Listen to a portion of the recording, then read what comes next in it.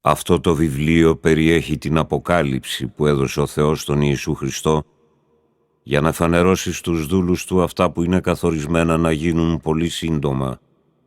Ο Ιησούς έστειλε τον άγγελό του και τα αποκάλυψε στον δούλο του τον Ιωάννη. Ο Ιωάννης έδωσε μαρτυρία για το Λόγο του Θεού και για τον Ιησού Χριστό. Γράφει όσα είδε. Μακάριος ο αναγνώστης κι όσοι ακούνε τα λόγια τούτης της προφητείας και τηρούν όσα λέει αυτό το βιβλίο, γιατί πλησιάζει ο καιρός. Ο Ιωάννης προς τις 7 εκκλησίες που βρίσκονται στην Ασία. Εύχομαι να σας δίνουν χάρη και ειρήνη ο Θεός. Αυτός που αληθινά υπάρχει, υπήρχε και θα έρθει. Και τα 7 πνεύματα που είναι μπροστά στο θρόνο του, καθώς και ο Ιησούς Χριστός, ο αξιόπιστος μάρτυρας. Αυτός αναστήθηκε πρώτος από τους νεκρούς και εξουσιάζει τους άρχοντες της γης. Αυτός μας αγαπάει και έχει χύσει το αίμα του για να μας καθαρίσει από τις αμαρτίες μας. Μας έκανε έτσι μετόχους στην εξουσία του και κοινωνούς στην προσφορά λατρείας στον Πατέρα του Θεό. Σε Αυτόν ανήκει η δόξα και η δύναμη για πάντα. Αμήν. Νάτος, έρχεται μέσα στα σύννεφα και θα τον δούνε όλοι, ακόμη κι όσοι τον κεντήσαν με τη λόγχη, και θα θρηνήσουν εξαιτίας του όλοι οι λαοί της γης. Ναι, σίγουρα θα γίνει αυτό. Εγώ είμαι το Α και το Ω, λέει ο Θεός, ο Παντοκράτορας Κύριος, αυτός που αληθινά υπάρχει και υπήρχε και θα έρθει. Εγώ, ο Ιωάννης, ο αδελφός σας, που με τη δύναμη του Ιησού Χριστού συμμερίζομαι μαζί σας τους κατατρεχμούς και υπομονετικά προσμένω τον ερχομό της Βασιλείας του Θεού, βρέθηκα εξόριστος στο νησί της Πάτμου, γιατί κήρυξα το Λόγο του Θεού και ομολόγησα τον Ιησού Χριστό. Μέρα Κυριακή με συνάρπασε το πνεύμα. Άκουσα τότε πίσω μου μια φωνή βροντερή σαν σάλπιγγα που έλεγε «Γράψε αυτό που βλέπεις σε βιβλίο και στείλε το στις εξής 7 εκκλησίες. Στην Έφεσο, στη Σμύρνη, στην Πέργαμο, στα Θιάτυρα, στη Σάρδης, στη Φιλαδέλφια και στη Λαοδικία». Γύρισα προς τα εκεί να δω ποιος μου μιλούσε. Και καθώς γύρισα, είδα 7 λιχνοστάτες χρυσούς. Ανάμεσα στους 7 λιχνοστάτες είδα κάποιον που έμοιαζε με άνθρωπο, ντυμένον με χιτώνα που έφτανε ως τα πόδια του, με ένα χρυσό ζωνάρι που του έζωνε το στήθος. Στο κεφάλι του οι τρίχες ήταν κάτασπρες σαν ολόλευκο μαλλί ή σαν χιόνι, και τα μάτια του ήταν σαν τη φλόγα της φωτιάς. Τα πόδια του έμοιαζαν με χρυσάφι πυρωμένο στο καμίνι. Η φωνή του ηχούσε σαν τη βουή του καταράκτη. Στο δεξί του χέρι κρατούσε 7 αστέρια και από το στόμα του έβγαινε ένα αιχμηρό δίκοπο σπαθί. Το πρόσωπό του έλαμπε σαν τον ήλιο σ' όλη του τη λαμπρότητα. Όταν τον είδα, έπεσα μπροστά στα πόδια του σαν νεκρός. Εκείνος τότε ακούμπησε πάνω μου το δεξί του χέρι και μου είπε «Μη φοβάσαι. Εγώ είμαι ο πρώτος και ο έσχατος. Εγώ είμαι ο ζωντανός. Με θανάτωσαν. Μανά που τώρα ζω για πάντα και εξουσιάζω το θάνατο και το βασίλειό του. Γράψε λοιπόν αυτά που βλέπεις, όσα ανήκουν στο παρόν και όσα μέλεται να γίνουν ύστερα από αυτά. Άκουσε τώρα τι σημαίνουν τα 7 αστέρια που είδες στο δεξί μου χέρι και οι 7 χρυσοί λιχνοστάτες. Τα 7 αστέρια είναι οι άγγελοι των 7 εκκλησιών και οι 7 λιχνοστάτες είναι οι 7 εκκλησίες. Στον άγγελο της εκκλησίας της Εφέσου γράψε: «Να τι λέει αυτός που κρατάει τα 7 αστέρια στο δεξί χέρι και περπατάει ανάμεσα στους 7 χρυσούς λιχνοστάτες. Ξέρω καλά τα έργα σου, πόσο κοπιάζεις και πόση υπομονή δείχνεις. Ξέρω πως δεν μπορείς να ανεχτείς τους κακούς, αυτούς που λένε πως είναι τάχα απόστολοι, χωρίς να είναι. Τους δοκίμασες και τους βρήκες κύβδηλους. Έχεις υπομονή. Για χάρη μου υπέμεινες δεινά και δεν απόκαμες. Έχω όμως κάτι εναντίον σου. Η αγάπη σου δεν είναι όπως στην αρχή. Θυμήσου λοιπόν από πού ξέπεσες. Μετανόησε και γύρνα ξανά στην αρχική διαγωγή σου. Αλλιώς θα καταφτάσω γρήγορα για να μετακινήσω το λιχνοστάτη σου από τον τόπο του, αν δεν δείξεις μετάνοια. Έχεις όμως και ένα καλό. Μισείς όσα κάνουν οι Νικολαίτες, που τα μισώ κι εγώ. Όποιος έχει αυτιά ας ακούσει τι λέει το πνεύμα στις εκκλησίες. Σ' όποιον νικήσει, θα του δώσω να φάει τον καρπό από το δέντρο της ζωής, που βρίσκεται στον παράδεισο του Θεού μου». Στον άγγελο της εκκλησίας της Σμύρνης γράψε: «Να τι λέει ο πρώτος και ο έσχατος, που τον θανάτωσαν και όμως ζει. Ξέρω καλά τα έργα σου και πως σε κατατρέχουν και πως είσαι φτωχός κι όμως είσαι πλούσιος. Ξέρω πως σε διαβάλλουν άνθρωποι που ισχυρίζονται ότι ανήκουν τάχα στο λαό του Θεού. Αυτοί όμως δεν είναι δικοί του, γιατί ανήκουν στη σύναξη του Σατανά. Μη φοβάσαι καθόλου για όσα σου μέλεται να πάθεις. Ο διάβολος θα ρίξει μερικούς από εσάς στη φυλακή για να δοκιμαστείτε. Ο διωγμός θα κρατήσει 10 μέρες. Κράτα την πίστη σου, ακόμη κι αν σου στοιχήσει τη ζωή. Κι εγώ θα σου δώσω για στεφάνι της νίκης την αιώνια ζωή. Όποιος έχει αυτιά, ας ακούσει τι λέει το πνεύμα στις εκκλησίες. Το νικητή δεν θα μπορέσει να τον πειράξει ο δεύτερος θάνατος». Στον άγγελο της εκκλησίας της Περγάμου γράψε: «Να τι λέει ο Κύριος, αυτός που έχει το αιχμηρό δίκοπο σπαθί. Ξέρω καλά τα έργα σου και που κατοικείς, εκεί που έχει στήσει το θρόνο του ο Σατανάς.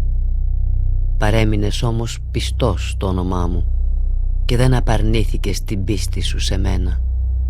Ακόμα και όταν στον τόπο σας, όπου κατοικεί ο Σατανάς, σκότωσαν την εποχή του διωγμού τον Αντίπα, που μαρτύρησε για να μου μείνει πιστός. Έχω όμως και μερικά εναντίον σου. Ανέχεσαι να υπάρχουν εκεί οπαδοί της διδασκαλίας του Βαλαάμ. Αυτός είχε δασκαλέψει τον Βαλάκ να παρασύρει στην αμαρτία τους Ισραηλίτες και να φάνε ειδωλόθητα και να αποστατήσουν από το Θεό. Έτσι κι εσύ ανέχεσαι να υπάρχουν οπαδοί της διδασκαλίας των Νικολαητών. Μετανόησε λοιπόν, αλλιώς θα καταφτάσω σύντομα κοντά σου και θα πολεμήσω εναντίον τους με το σπαθί που βγαίνει από το στόμα μου. Όποιος έχει αυτιά, ας ακούσει τι λέει το πνεύμα στις εκκλησίες. Όποιος νικήσει, θα του δώσω από το κρυμμένο μάννα. Θα του δώσω και μια άσπρη ψηφίδα με ένα καινούριο όνομα γραμμένο πάνω της, που δεν θα το ξέρει κανένας άλλος εκτός από αυτόν που θα την πάρει. Στον άγγελο της εκκλησίας των Θυατήρων γράψε: Να τι λέει ο Υιός του Θεού, που τα μάτια του είναι σαν τη φλόγα της φωτιάς και τα πόδια του μοιάζουν με χρυσάφι. ξέρω καλά τα έργα σου, την αγάπη, την πίστη, τις υπηρεσίες σου στους αδερφούς, την καρτερικότητά σου.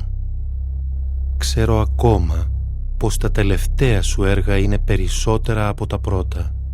Έχω όμως μερικά εναντίον σου. Τη γυναίκα σου, την Ιεζάβελ, που λέει πως είναι τάχα προφήτησα, την αφήνεις να παρασύρει με τη διδασκαλία της τους δούλους μου, να αποστατήσουν από το Θεό και να φάνε ειδωλόθητα. Της έδωσα προθεσμία να μετανοήσει, αυτή όμως δεν θέλει να μετανοήσει και επιμένει στην αποστασία της. Γι' αυτό θα τη ρίξω άρρωστη στο κρεβάτι και όσοι συμπράττουν μαζί της θα πέσουν σε μεγάλη δοκιμασία, εκτός κι αν αλλάξουν ζωή και πάψουν να ακολουθούν τη συμπεριφορά της, και θα χτυπήσω με θανατικό τα παιδιά της. Θα μάθουν έτσι όλες οι εκκλησίες πως εγώ ξέρω τι κρύβει ο νους και η καρδιά του ανθρώπου. Θα κρίνω τον καθένα σας ανάλογα με τα έργα σας. Σε εσάς όμως τους άλλους πιστούς των Θυατήρων, που δεν παρασυρθήκατε από τη διδαχή της Ιεζάβελ και δεν λέτε πως μάθατε τα απόκριφα μυστικά του Σατανά, όπως ισχυρίζονται οι οπαδοί της. Σε εσάς λέω πως δεν θα σας επιβαρύνω με άλλες δοκιμασίες. Κρατήστε όμως σταθερά αυτό που έχετε ως ότου έρθω. Όποιος μένει πιστός ως το τέλος στη διαγωγή που εγώ του ζητώ και φτάσει έτσι στη νίκη, θα του δώσω εξουσία πάνω στα έθνη. Θα τα κυβερνήσει με σιδερένια πυγμή και θα τα συντρίψει σαν πύληνα σκεύη. Θα του δώσω την εξουσία που κι εγώ πήρα από τον πατέρα μου και ακόμα θα του δώσω το άστρο το πρωινό. Όποιος έχει αυτιά, ας ακούσει τι λέει το πνεύμα στις εκκλησίες. Στον άγγελο της εκκλησίας των Σάρδεων γράψε: Να τι λέει ο Κύριος που έχει τα 7 πνεύματα του Θεού και τα 7 αστέρια. Ξέρω καλά τα έργα σου. Το όνομά σου λέει πως είσαι ζωντανός, μα στην πραγματικότητα είσαι νεκρός. Ξύπνα και στήριξε τους άλλους, γιατί κινδυνεύουν να πεθάνουν. Σε δοκίμασα και βρήκα πως τα ως τώρα έργα σου δεν μπορούν να σταθούν μπροστά στο Θεό μου. Για θυμήσου πως δέχτηκες το μήνυμα της σωτηρίας και με πόσο ζήλο το άκουσες. Μείνε πιστός σε αυτό και μετανόησε, γιατί αν δεν ξυπνήσεις θα σου έρθω ξαφνικά όπως ο κλέφτης, χωρίς να ξέρεις ποια ώρα θα έρθω να σε κρίνω. Έχεις όμως και μερικούς πιστούς της Σάρδης που δεν μόλυναν τα ρούχα τους με την απιστία. Αυτοί θα βαδίσουν μαζί μου ντυμένοι στα λευκά, γιατί το αξίζουν. Τον νικητή θα τον ντύσει ο Θεός με τα λευκά ρούχα της νίκης. Δεν θα διαγράψω το όνομά του από το βιβλίο της ζωής και θα τον αναγνωρίσω ως δικό μου μπροστά στο Θεό και στους αγγέλους του. Όποιος έχει αυτιά, ας ακούσει τι λέει το πνεύμα στις εκκλησίες. Στον άγγελο της εκκλησίας της Φιλαδέλφειας γράψε: Να τι λέει ο Κύριος που είναι Άγιος και τηρεί τις υποσχέσεις του, που έχει τα κλειδιά του Δαβίδ και όταν ανοίγει κανείς δεν μπορεί να κλείσει και όταν κλείνει κανείς δεν μπορεί να ανοίξει. Ξέρω καλά τα έργα σου, μικρές είναι οι δυνάμεις σου, κι όμως έμεινες πιστός στο λόγο μου και δεν με απαρνήθηκες. Γι' αυτό έχω ανοίξει μπροστά σου μια πόρτα που κανένας δεν θα μπορέσει να την κλείσει. Υπάρχουν μερικοί που ισχυρίζονται πως ανήκουν στο λαό του Θεού, αλλά δεν ανήκουν. Λένε ψέματα. Στην πραγματικότητα ανήκουν στη σύναξη του Σατανά.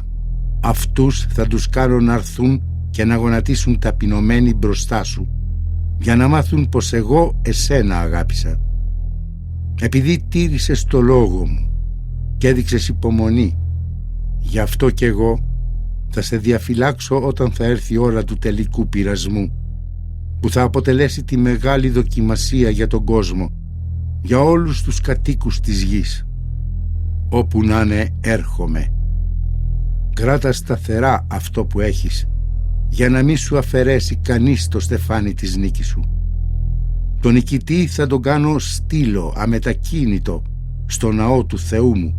Θα γράψω πάνω του το όνομα του Θεού μου και το όνομα της πόλης του Θεού μου, της Νέας Ιερουσαλήμ, που κατεβαίνει από τον ουρανό, από το Θεό μου. Και επίσης θα γράψω πάνω του το καινούριο όνομά μου. Όποιος έχει αυτιά, ας ακούσει τι λέει το Πνεύμα στις εκκλησίες. Στον άγγελο της εκκλησίας της Λαοδίκειας γράψε: Να τι λέει ο αμήν, ο αξιόπιστος και αληθινός μάρτυρας, αυτός που είναι η αιτία όλων των δημιουργημάτων του Θεού. Ξέρω καλά τα έργα σου. Δεν είσαι ούτε κρύος ούτε ζεστός. Μακάρι να ήσουν κρύος ή ζεστός. Επειδή όμως δεν είσαι ούτε κρύος ούτε ζεστός αλλά χλιαρός, γι' αυτό θα σε ξεράσω από το στόμα μου. Καφιέσαι πως είσαι πλούσιος, πως απόκτησες μεγάλη περιουσία, πως δεν έχεις ανάγκη από τίποτε. Ξεχνάς φαίνεται πως στην πραγματικότητα είσαι ταλέπορος και αξιοθρήνητος, φτωχός, τυφλός και γυμνός. Γι' αυτό σε συμβουλεύω να αγοράσεις από μένα χρυσάφι καθαρισμένο στη φωτιά για να αποκτήσεις πλούτη, ρούχα λευκά για να ντυθείς και να μην τρέπεσαι που φαίνεται η γύμνια σου, κολύριο για να λείψεις τα μάτια σου και να αποκτήσεις το φως σου. Εγώ όσους αγαπώ τους διαπαιδαγωγώ με αυστηρότητα, γι' αυτό δείξε ζήλο και μετανόησε. Δες με, στέκομαι μπροστά στην πόρτα και χτυπώ. Αν κάποιος ακούσει τη φωνή μου και μ' ανοίξει την πόρτα, θα μπω στο σπίτι του και θα διπνήσω μαζί του και αυτός μαζί μου. Τον νικητή θα τον βάλω να καθίσει μαζί μου στο θρόνο μου, όπως κάθισα κι εγώ νικητής μαζί με τον πατέρα μου στο θρόνο του. Όποιος έχει αυτιά, ας ακούσει τι λέει το Πνεύμα στις εκκλησίες.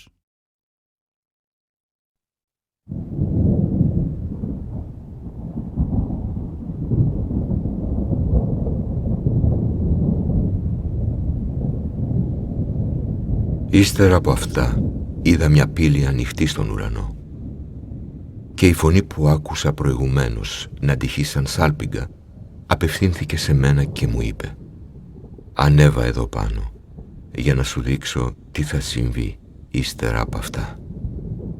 Αμέσως τότε με συνήρπασε το πνεύμα και είδα ένα θρόνο στον ουρανό και κάποιον να κάθεται στο θρόνο.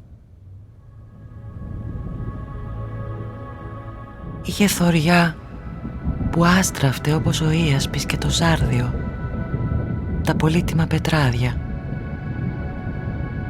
Ένα φωτεινό τόξο περικύκλωνε το θρόνο, που λαμπύριζε σαν το σμαράγδι. 24 άλλοι θρόνοι σχημάτιζαν ένα κύκλο γύρω από το θρόνο.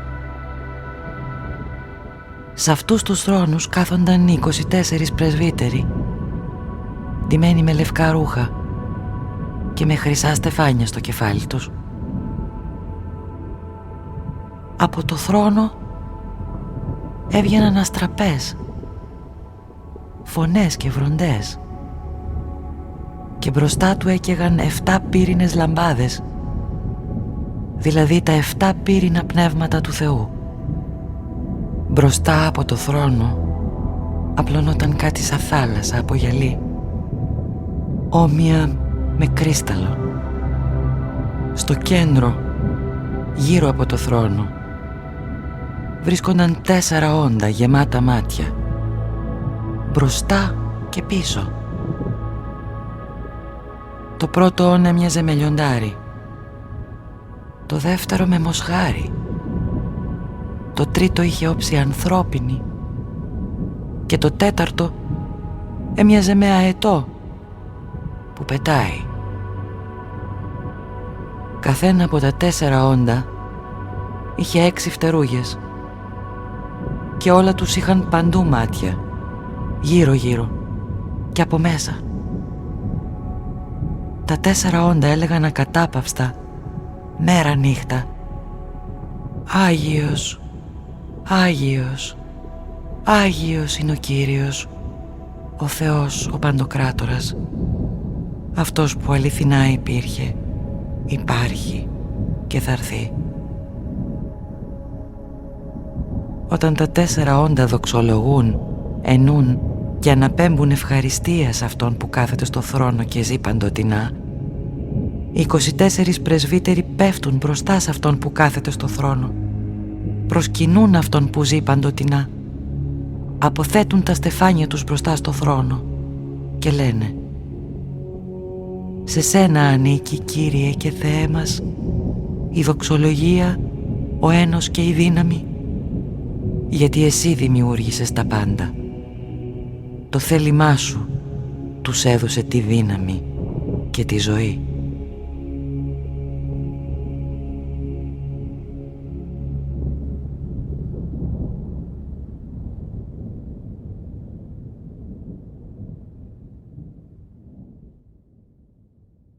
Είδα πως αυτός που καθόταν στο θρόνο κρατούσε στο δεξί του χέρι ένα βιβλίο σε σχήμα κυλίνδρου.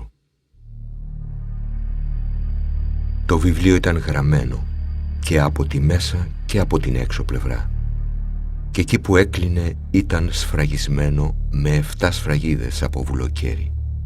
Είδα ακόμα έναν άγγελο δυνατό που διαλαλούσε μεγαλόφωνα: «Ποιος είναι άξιος να σπάσει τις σφραγίδες του βιβλίου και να το ανοίξει?» Και δεν βρέθηκε κανένας, ούτε στον ουρανό, ούτε στη γη, ούτε κάτω από τη γη, που να μπορεί να ανοίξει ή έστω και να αντικρίσει το βιβλίο. Άρχισα τότε να κλαίω πολύ που δεν βρέθηκε κανένας να ανοίξει το βιβλίο ή έστω να το αντικρίσει. Ένας από τους πρεσβυτέρους μου λέει τότε: «Μην κλαις, γιατί το λιοντάρι από τη φυλή του Ιούδα, ο απόγονος του Δαβίδ, νίκησε στη μάχη που έδωσε και μπορεί να σπάσει τις 7 σφραγίδες και να ανοίξει το βιβλίο». Είδα τότε μπροστά στο θρόνο και στο μέσο των 4 όντων και στο μέσο των πρεσβυτέρων να στέκεται ένα αρνείο. Έμοιαζε να το έχουν θυσιάσει. Είχε 7 κέρατα και 7 μάτια. Αυτά είναι τα 7 πνεύματα του Θεού που αποστέλλονται σε όλη τη γη. Το αρνείο πήγε και πήρε το κυλινδρικό βιβλίο από το δεξί χέρι εκείνου που κάθεται στο θρόνο. Όταν πήρε το βιβλίο, τα 4 όντα και οι 24 πρεσβύτεροι έπεσαν μπροστά στο αρνείο. Καθένας τους κρατούσε μια κιθάρα και χρυσά θυμιατήρια γεμάτα θυμίαμα. Αυτά είναι οι προσευχές των πιστών, και έψελναν ένα καινούριο ύμνο.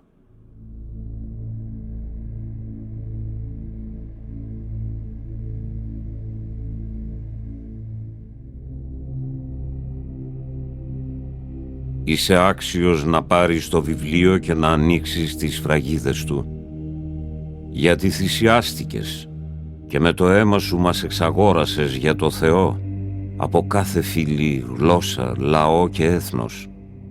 Βασιλιάδες τους έκανες αυτούς και ιερείς για να λατρεύουν το Θεό μας. Θα γίνουν κυρίαρχοι πάνω στη γη. Ύστερα είδα και άκουσα μια χοροδία γύρω από το θρόνο. Τα 4 όντα και τους πρεσβυτέρους την αποτελούσαν ένα αναρρύθμιτο πλήθος αγγέλων που έλεγαν με δυνατή φωνή: «Το αρνείο που θυσιάστηκε είναι άξιο να λάβει δύναμη, πλούτο και σοφία, ισχύ, τιμή, δόξα και ευλογία». Κι ύστερα άκουσα όλα τα πλάσματα του σύμπαντος στον ουρανό, στη γη, κάτω από τη γη και μέσα στη θάλασσα. Όλα αυτά τ' άκουσα να υμνολογούν: «Αυτός που κάθεται στο θρόνο και το αρνείο να είναι για πάντα ευλογημένοι, τιμημένοι, δοξασμένοι και ισχυροί».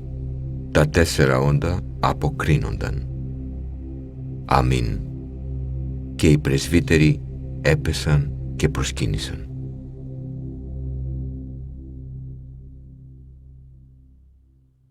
Είδα τότε το αρνείο να ανοίγει την πρώτη από τις 7 σφραγίδες και άκουσα ένα από τα 4 όντα να λέει με φωνή που έμοιαζε με βροντί: «Έλα».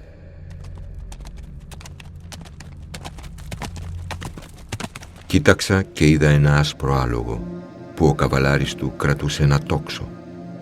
Του δόθηκε ένα στεφάνι νίκης και νικητής έφυγε για νέες νίκες. Όταν το αρνείο άνοιξε τη δεύτερη σφραγίδα, άκουσα το δεύτερο όν να λέει: «Έλα». Βγήκε τότε ένα άλλο άλογο, κόκκινο σαν τη φωτιά. Στον καβαλάρι του δόθηκε ένα μεγάλο σπαθί με την εντολή να αφαιρέσει την ειρήνη από τη γη και οι άνθρωποι να σφάξουν ο ένας τον άλλο. Όταν το αρνείο άνοιξε την τρίτη σφραγίδα, άκουσα το τρίτο όν να λέει: «Έλα». Κοίταξα και είδα ένα μαύρο άλογο που ο καβαλάρης του κρατούσε στο χέρι του μια ζυγαριά. Τότε άκουσα κάτι σαν φωνή να βγαίνει ανάμεσα από τα 4 όντα και να λέει: «1 κιλό σιτάρι ή 3 κιλά κριθάρι θα φτάσουν ένα μεροκάματο. Μην πειράξεις όμως το λάδι και το κρασί». Όταν το αρνείο άνοιξε την τέταρτη σφραγίδα, άκουσα τη φωνή του τέταρτου όντος να λέει: «Έλα». Κοίταξα και είδα ένα πράσινο-κίτρινο άλογο. Ο καβαλάρης του λεγόταν Θάνατος και από πίσω του ακολουθούσε ο Άδης. Τους δόθηκε η εξουσία να σκοτώσουν το 1/4 της οικουμένης με πόλεμο, με πείνα, με θανατικό και με τα θηρία της γης. Όταν το αρνείο άνοιξε την 5η σφραγίδα, είδα κάτω από το θυσιαστήριο τις ψυχές εκείνων που σφαγιάστηκαν για το λόγο του Θεού και για τη μαρτυρία που έδωσαν για το αρνείο. Αυτοί κράβγασαν με δυνατή φωνή: «Ως πότε επιτέλους, Δέσποτα, Άγιε και αληθινέ, πότε θα έρθει η κρίση σου, πότε θα πάρεις πίσω το αίμα μας από τους κατοίκους της γης?» Τότε δόθηκε στον καθένα μια λευκή στολή και τους είπαν να αναπαυθούν για λίγο ακόμα, ώσπου να συμπληρωθεί ο αριθμός των συνδούλων και αδελφών τους που τους μέλεται να θανατωθούν όπως και εκείνοι. Μετά είδα το αρνείο να ανοίγει την 6η σφραγίδα. Τότε έγινε σεισμός μεγάλος. Ο ήλιος έγινε μαύρος σαν πένθυμο ρούχο. Το φεγγάρι έγινε όλο κόκκινο σαν αίμα και τα αστέρια του ουρανού έπεσαν στη γη, όπως πέφτουν τα άγουρα σίκα που τα ρίχνει η σικιά όταν τη φυσάει δυνατός άνεμος. Ο ουρανός εξαφανίστηκε όπως τυλίγεται με μιας ένα κυλινδρικό χειρόγραφο και όλα τα βουνά και τα νησιά μετακινήθηκαν από τη θέση τους. Τότε οι βασιλιάδες της γης και οι κυβερνήτες, οι στρατηγοί, οι πλούσιοι, οι δυνατοί και όλοι, δούλοι και ελεύθεροι, κρύφτηκαν στις σπηλιές και στα βράχια των βουνών και έλεγαν στα βουνά και στα βράχια: «Πέστε πάνω μας και κρύψτε μας από αυτόν που κάθεται στο θρόνο και από την οργή του αρνείου. Έφτασε η μεγάλη μέρα της οργής του. Ποιος μπορεί να την αντέξει?»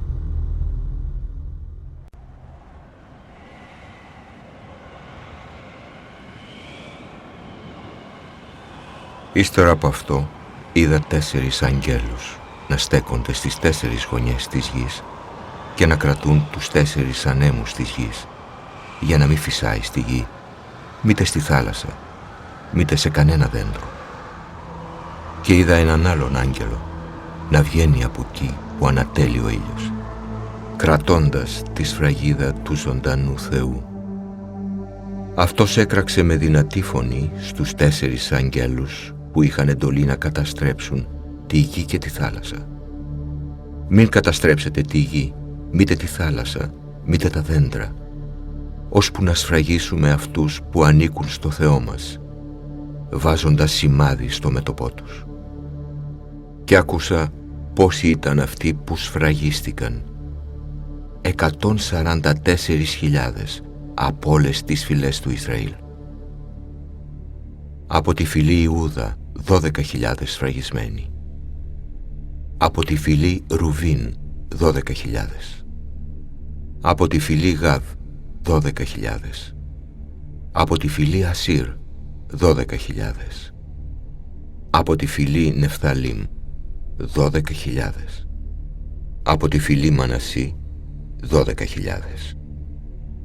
Από τη φυλή Σιμεών 12.000. Από τη φυλή Λεβί 12.000.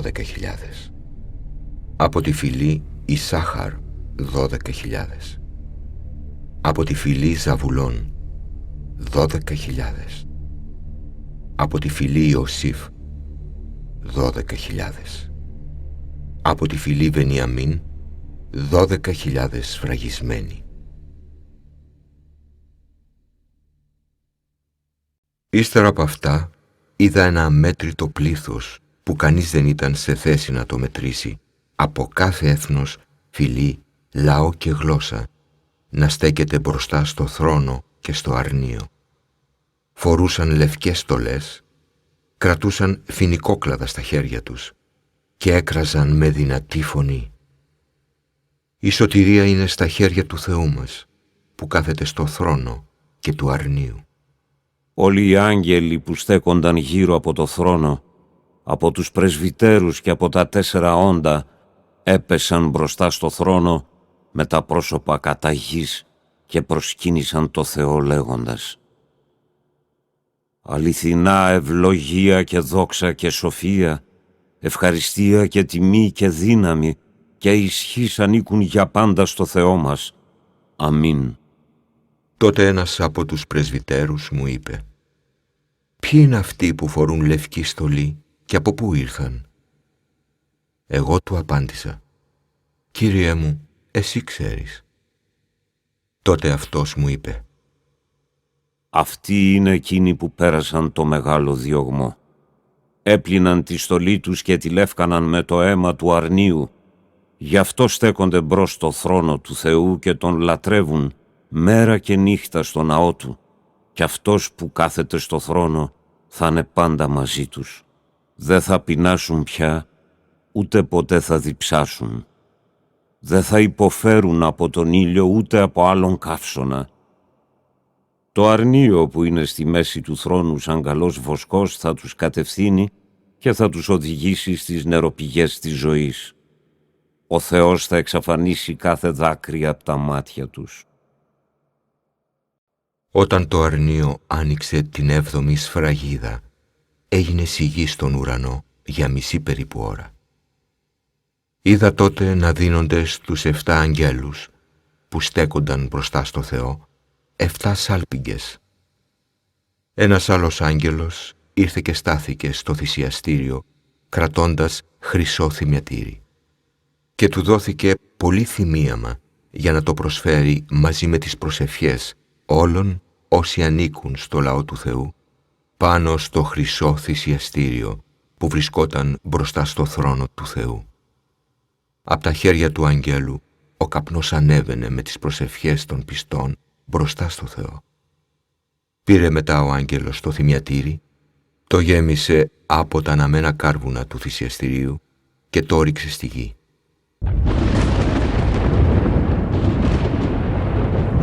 Έγιναν τότε βροντές, φωνές, αστραπές και σεισμός.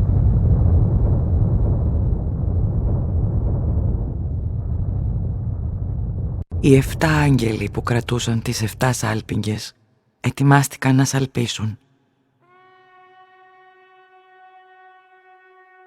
Σάλπισε ο πρώτος. Ήρθε τότε χαλάζι και φωτιά, ανακατωμένα με αίμα, και ρίχτηκαν πάνω στη γη. Και κατακάηκε το 1/3 της γης και το 1/3 των δέντρων και κάθε χλωρό χορτάρι.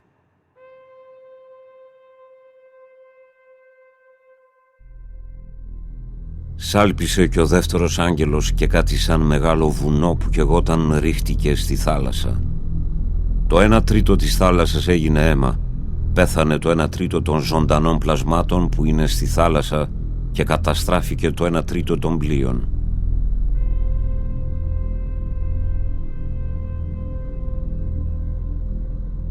Σάλπισε και ο τρίτος άγγελος και έπεσε από τον ουρανό ένα μεγάλο αστέρι που καιγόταν σαν λαμπάδα. Έπεσε στο 1/3 των ποταμών και των πηγών.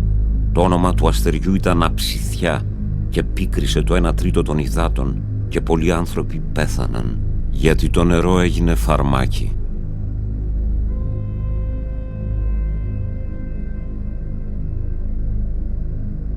Σάλπισε και ο τέταρτος άγγελος και χτυπήθηκε το 1/3 του ήλιου, το 1/3 της σελήνης και το 1/3 των άστρων, ώστε να σκοτεινιάσουν κατά το 1/3 τους.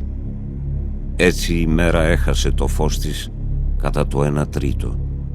Το ίδιο και η νύχτα.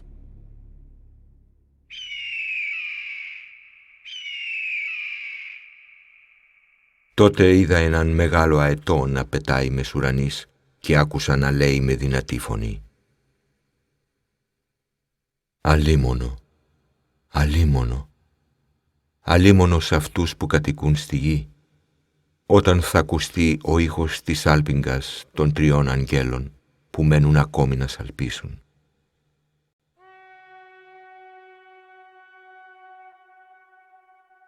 Σάλπισε και ο 5ος άγγελος και είδα ένα αστέρι να πέφτει από τον ουρανό στη γη και του δόθηκε το κλειδί του πηγαδιού που οδηγεί στην Άβυσσο. Το αστέρι άνοιξε το πηγάδι της Αβύσσου, από όπου βγήκε καπνός. Σαν τον καπνό που βγάζει ένα αναμένο καμίνι. Ο ήλιος και η ατμόσφαιρα σκοτίνιασαν από τον καπνό του πηγαδιού. Από τον καπνό βγήκαν ακρίδες πάνω στη γη, στις οποίες δόθηκε εξουσία, σαν την εξουσία που έχουν οι σκορπιοί της γης. Τους δόθηκε εντολή να μην βλάψουν το χορτάρι της γης, ούτε κανένα χλωρόφυτο, ούτε κανένα δέντρο, παρά μόνο τους ανθρώπους, εκείνους που δεν έχουν τη σφραγίδα του Θεού στα μέτωπά τους. Αυτούς πήραν την εντολή να μην τους σκοτώσουν, αλλά μόνο να τους αφήσουν να βασανιστούν 5 μήνες. Το βάσανό τους θα είναι σαν τον πόνο που προκαλεί ο σκορπιός όταν τσιμπήσει τον άνθρωπο. Εκείνες τις μέρες θα αποζητούν οι άνθρωποι το θάνατο και ο θάνατος δεν θα έρχεται. Θα παρακαλούν να πεθάνουν και ο θάνατος θα απομακρύνεται από αυτούς. Στην εμφάνιση οι ακρίδες έμοιαζαν με άλογα, έτοιμα για πόλεμο. Πάνω στα κεφάλια τους είχαν κάτι σαν στεφάνια που έμοιαζαν χρυσά και τα πρόσωπά τους ήταν σαν πρόσωπα ανθρώπων.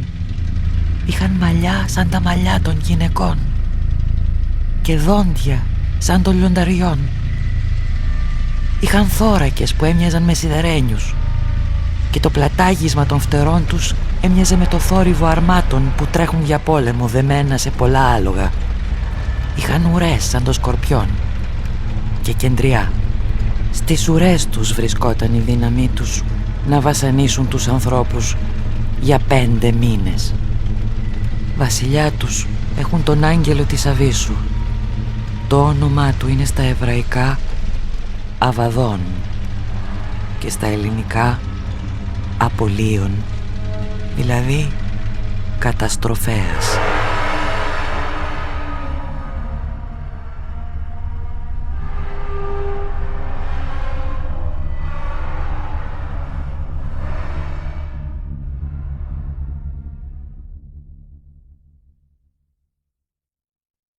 Το ένα το αλίμονο πέρασε. Ύστερα από αυτό ακολουθούν άλλα 2 αλίμονο. Σάλπισε και ο 6ος άγγελος και από τις 4 γωνίες του χρυσού θυσιαστηρίου που βρισκόταν μπροστά στο Θεό άκουσα μια φωνή να λέει στον 6ο άγγελο που κρατούσε τη σάλπιγγα: λύσε τους 4 αγγέλους που είναι δεμένοι στο μεγάλο ποταμό τον Εφράτη. Λύθηκαν τότε οι 4 άγγελοι που είχαν προετοιμαστεί για τη συγκεκριμένη αυτή ώρα και μέρα και μήνα και έτος να σκοτώσουν το 1/3 των ανθρώπων. Άκουσα πως το ιππικό του στρατού αυτού ήταν 200 εκατομμύρια. Τα άλογα και οι καβαλάριδες που είδα στο όραμά μου φορούσαν θώρακες κόκκινους σαν φωτιά, γαλαζοπούς σαν τον Ιάκυνθο και κίτρινους σαν το Θιάφι. Τα κεφάλια των αλόγων ήταν σαν του λιονταριού και από τα στόματά τους έβγαινε φωτιά, καπνός και Θιάφι. Από τις 3 τούτες συμφορές, τη φωτιά, τον καπνό και το Θιάφι που έβγαινε από τα στόματά τους, εξολοθρεύτηκε το 1/3 από τους ανθρώπους. Η δύναμη των αλόγων βρισκόταν στο στόμα τους και στις ουρές τους, γιατί οι ουρές τους έμοιαζαν με φίδια και είχαν κεφάλια που σκόρπιζαν το θάνατο. Ωστόσο, οι υπόλοιποι άνθρωποι, όσοι δεν εξολοθρεύτηκαν από αυτές τις συμφορές, δεν μετανόησαν που λάτρευαν τα είδωλα. Δεν έπαψαν να προσκυνούν τα δαιμόνια και τα χρυσά, τα ασημένια, τα χάλκινα, τα πέτρινα και τα ξύλινα είδωλα που μήτε να βλέπουν, μήτε να ακούν, μήτε να περπατούν μπορούν. Ούτε μετανόησαν για τα φωνικά τους, ούτε για τις μαγκανίες τους, ούτε για την πορνεία τους, ούτε για τις κλεψιές τους. Μετά είδα έναν άλλον άγγελο δυνατό, που τον περιέβαλε ένα σύννεφο να κατεβαίνει από τον ουρανό. Γύρω από το κεφάλι του ήταν το ουράνιο τόξο. Το πρόσωπό του ήταν σαν τον ήλιο, τα πόδια του σαν πύρινες κολόνες και στο χέρι του κρατούσε ένα ανοιχτό βιβλίο. Έβαλε το δεξί πόδι του στη θάλασσα και το αριστερό του πάνω στη στεριά και έκραξε με δυνατή φωνή σαν λιοντάρι που βρυχάται.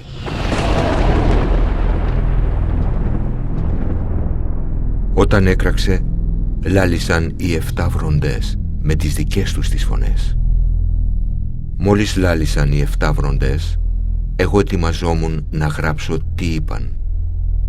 Άκουσα όμως μια φωνή από τον ουρανό να λέει: «Κράτησέ τα κρυφά αυτά που λάλησαν οι 7 βροντές και μην τα γράψεις».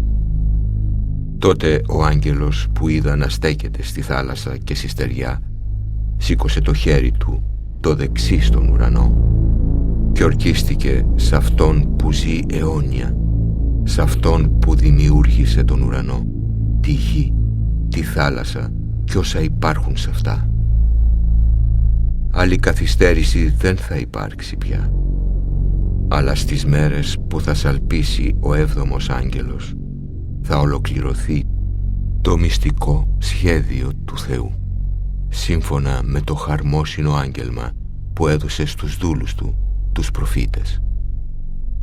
Έπειτα η φωνή που άκουσα από τον ουρανό λάλησε πάλι και μου είπε: «Πήγαινε πάρε το ανοιχτό βιβλίο που κρατάει ο άγγελος που στέκεται πάνω στη θάλασσα και πάνω στη στεριά». Πήγα προς τον άγγελο και του είπα να μου δώσει το βιβλίο και αυτός μου λέει: «Πάρ' το και φάτο, θα σου γεμίσει πίκρα τα σωθικά, μα στο στόμα σου θα είναι γλυκό σαν μέλι». Πήρα το βιβλίο από το χέρι του αγγέλου και το φάγα. Στο στόμα μου ήταν γλυκό σαν μέλι, μα όταν το κατάπια πίκρισαν τα σωθικά μου. Τότε μου είπαν: «Πρέπει πάλι να προφητέψεις σε λαούς και σε έθνη, σε γλώσσες και σε βασιλιάδες πολλούς». Ύστερα μου έδωσαν ένα καλαμένιο ραβδί για μέτρο, λέγοντάς μου: «Σήκω και μέτρησε το ναό του Θεού και το θυσιαστήριο και τους προσκυνητές του. Την εξωτερική όμως αυλή άφησέ την. Μη τη μετρήσεις, γιατί δόθηκε στους εθνικούς, οι οποίοι θα καταπατήσουν την Άγια Πόλη 42 μήνες. Θα δώσω όμως εντολή στους 2 μάρτυρές μου να προφητεύουν αυτές τις 1260 μέρες, φορώντας ρούχα πένθυμα. Αυτοί είναι τα 2 λιόδεντρα και τα 2 λιχνάρια που στέκονται μπροστά στον Κύριο της οικουμένης. Κι αν κανείς προσπαθήσει να τους βλάψει, φωτιά θα βγει από το στόμα τους και θα καταφάει τους εχθρούς τους. Έτσι πρόκειται να θανατωθεί όποιος προσπαθήσει να τους βλάψει. Αυτοί έχουν εξουσία να κλείσουν τον ουρανό, ώστε να μην ρίξει βροχή τις μέρες που θα προφητεύουν. Έχουν επίσης εξουσία, όποτε το θελήσουν, να μετατρέψουν τα νερά σε αίμα και να χτυπήσουν τη γη με κάθε λογής συμφορές. Όταν τελειώσουν την αποστολή τους, το θηρίο που ανεβαίνει από την Άβυσσο θα κάνει πόλεμο εναντίον τους, θα τους νικήσει και θα τους σκοτώσει. Τα πτώματά τους θα αφαιθούν στον κεντρικό δρόμο της μεγάλης πόλης, όπου σταυρώθηκε ο Κύριος τους. Αυτή συμβολικά λέγεται Σόδομα και Αίγυπτος. Τα πτώματά τους θα τα βλέπουν 3,5 μέρες άνθρωποι από όλους τους λαούς, τις φυλές, τις γλώσσες και τα έθνη, και δεν θα επιτρέψουν την ταφή τους. Και οι κάτοικοι της γης θα χαίρονται για όλα αυτά και θα εφραίνονται και δώρα θα ανταλλάζουν, γιατί αυτοί οι 2 προφήτες είχαν βασανίσει τους κατοίκους της γης. Ύστερα όμως από τις 3,5 μέρες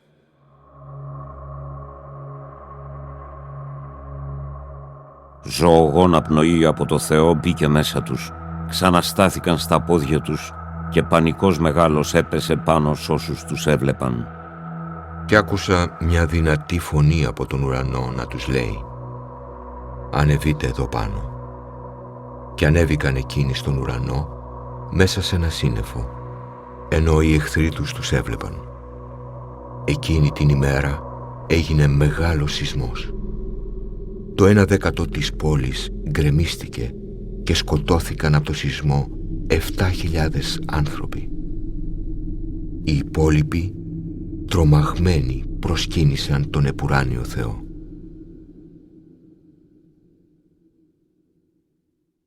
Το δεύτερο το αλίμονο πέρασε. Γρήγορα όμως ακολουθεί το τρίτο.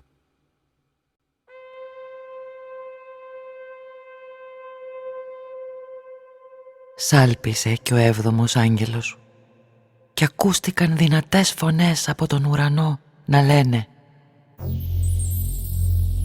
«Η κυριαρχία του κόσμου ανήκει πια στον Κύριό μας και στο Μεσσία του και θα διαρκέσει για πάντα». Τότε οι 24 πρεσβύτεροι που ήταν μπροστά στο θρόνο του Θεού καθισμένοι στους θρόνους τους έπεσαν με το πρόσωπο στη γη και προσκύνησαν το Θεό λέγοντας «Κύριε, Παντοκράτορα Θεέ, που υπάρχεις και υπήρχες και θα έρθεις, σε ευχαριστούμε που ανέλαβες τη δύναμή σου τη μεγάλη και έτσι η βασιλεία σου άρχισε. Και όταν τα έθνη ξεσηκώθηκαν εναντίον σου, ξέσπασε η οργή σου και ήρθε ο καιρός να κρίνεις τα έθνη, να ανταμείψεις τους δούλους σου, τους προφήτες, τους Αγίους και αυτούς που σέβονται το όνομά σου, μικρούς και μεγάλους, και να καταστρέψεις αυτούς που καταστρέφουν την οικουμένη. Τότε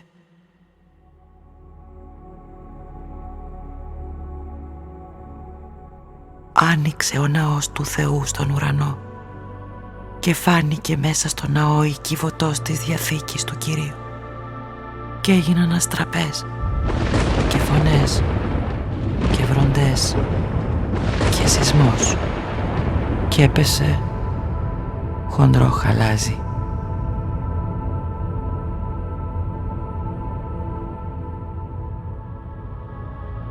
Ύστερα φάνηκε ένα μεγάλο θαυμαστό σημάδι στον ουρανό.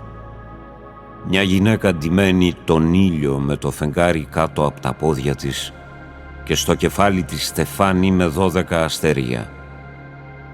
Ήταν έγκυος και φώναζε από τους πόνους και τις οδύνες της γένας.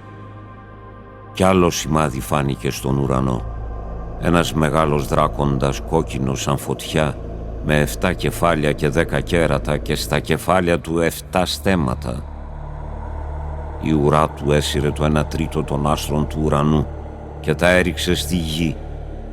Ο δράκοντας στάθηκε μπροστά στη γυναίκα την ετοιμόγενη για να καταβροχθήσει το παιδί της μόλις αυτή το γεννήσει. Η γυναίκα γέννησε παιδί αρσενικό, που θα κυβερνήσει όλα τα έθνη με σιδερένια ράβδο. Άρπαξαν όμως το παιδί της και το έφεραν στο Θεό και στο θρόνο του.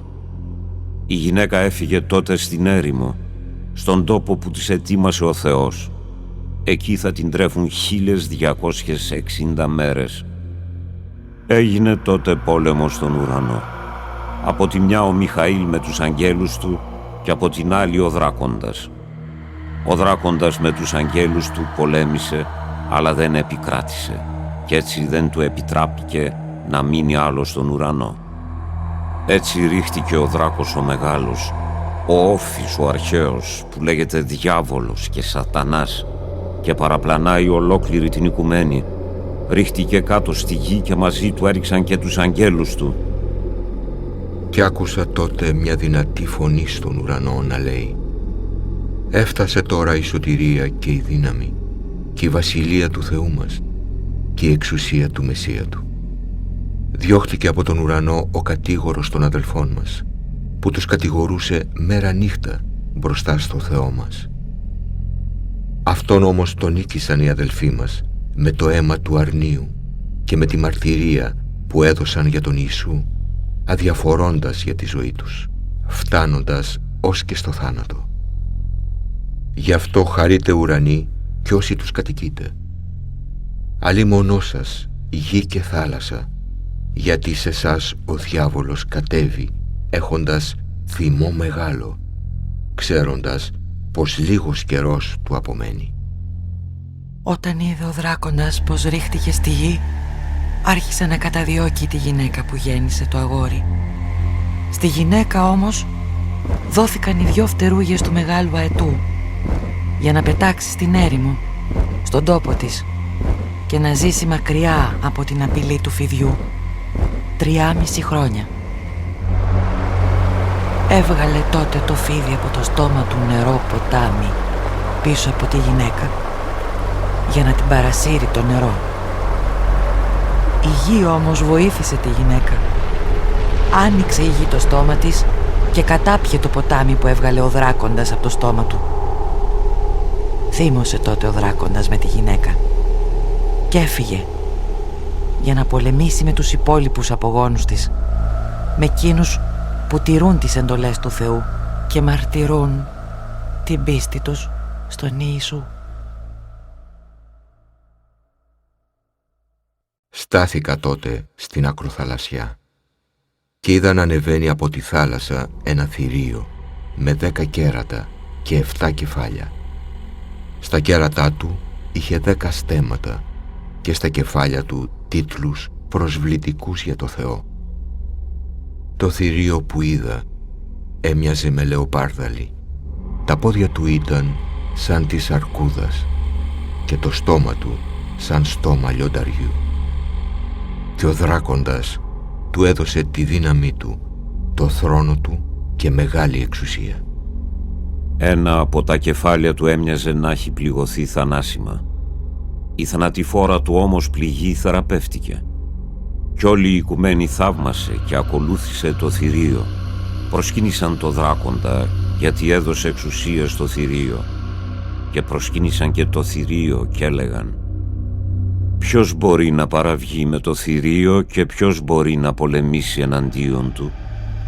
Στο θηρίο δόθηκε στόμα να λέει λόγια υπεροπτικά και βλάσφημα, προσβλητικά για το Θεό, και του δόθηκε εξουσία να δράσει 42 μήνες. Άνοιξε το στόμα του και άρχισε να προσβάλλει το Θεό, βλασφημώντας το όνομά του, την κατοικία του και όσους κατοικούν στον ουρανό. Του δόθηκε ακόμη η άδεια να πολεμήσει εναντίον του λαού του Θεού και να τον νικήσει. Του δόθηκε και η εξουσία πάνω σε κάθε φυλή, λαό, γλώσσα και έθνος. Θα το προσκυνήσουν όλοι οι κάτοικοι της γης, που το όνομά τους δεν γράφτηκε στο βιβλίο της ζωής του σφαγμένου αρνίου από τότε που δημιουργήθηκε ο κόσμος. Όποιος έχει αυτιά ας ακούσει. Όποιος εχμαλωτίζει θα εχμαλωτιστεί. Όποιος σκοτώνει με μαχαίρι θα πεθάνει από μαχαίρι. Εδώ θα φανεί η υπομονή και η πίστη όσων ανήκουν στο λαό του Θεού. Ύστερα είδα ένα άλλο θηρίο να βγαίνει από τη στεριά. Είχε 2 κέρατα που μοιάζαν με αρνιού και η φωνή του έμοιαζε με φωνή δράκοντα. Με εντολή του πρώτου θηρίου ασκούσε όλη την εξουσία και έκανε όλη τη γη και τους κατοίκους της να προσκυνήσουν το πρώτο θηρίο, που η θανατηφόρα πληγή του είχε θεραπευτεί. Έκανε μεγάλες τερατουργίες, ως και φωτιά να κατεβαίνει από τον ουρανό μπροστά στα μάτια των ανθρώπων. Παραπλανούσε τους κατοίκους της γης με τις τερατουργίες που του επιτράπηκε να κάνει με εντολή του θηρίου, προτρέποντάς τους να κατασκευάσουν ένα άγαλμα του θηρίου που είχε δεχτεί την πληγή της μάχαιρας και ωστόσο ζούσε. Επίσης του επιτράπηκε να ζωντανέψει το άγαλμα του πρώτου θηρίου, ώστε να μιλήσει το άγαλμα και να κάνει να θανατωθούν όσοι δεν το προσκυνήσουν. Το θηρίο υποχρεώνει όλους, μικρούς και μεγάλους, πλούσιους και φτωχούς, ελεύθερους και δούλους, να χαράξουν σημάδι πάνω στο δεξί τους χέρι ή στο μέτωπό τους. Κανείς δεν θα μπορεί να αγοράσει ή να πουλήσει, παρά μόνον αυτός που έχει χαραγμένο το όνομα του θηρίου ή τον αριθμό του ονόματός του. Εδώ χρειάζεται η σοφία. Όποιος έχει μυαλό ας λογαριάσει τον αριθμό του θηρίου, που είναι αριθμός ανθρώπου. Ο αριθμός του είναι 666.